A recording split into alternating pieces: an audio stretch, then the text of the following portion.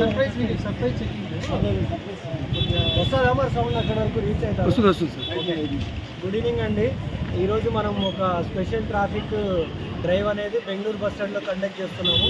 So main ఈరోజు మనం చేయడానికి కారణం ఏంటంటే, మార్నింగ్ చూసుకున్నట్టయితే మన ముదివేడ్ లిమిట్స్లో రోడ్ యాక్సిడెంట్ అయింది. అది కొంచెం ఫ్యాటల్ గ్రేవ్ అయింది. కాబట్టి ఇప్పుడు ఎవరైతే చాలా వరకు హెల్మెట్స్ లేకుండా లైసెన్స్ లేకోకుండా ఇవన్నీ చేస్తున్నారు, కాబట్టి దానిపైన ఒక స్పెషల్ అవేర్నెస్ డ్రైవ్ అనేది కండక్ట్ చేస్తున్నాము. ఇది కాకోకుండా కూడా ఇప్పుడు నెక్స్ట్ ఇమీడియట్గా రాబోయే రోజుల్లో కూడా ఇట్లాంటి డ్రైవ్స్ మన మదనపల్లి టౌన్లో అన్ని ఏరియాస్లో కూడా కండక్ట్ చేస్తాం. సో ఇవన్నీ ఇప్పటి నుంచి రెగ్యులర్గా కూడా ఉంటాయండి. సో డెఫినెట్గా జనాలు ఎవరైతే ఉన్నారో హెల్మెట్స్తో రావాలా, విత్ పేపర్స్తో రావాలా.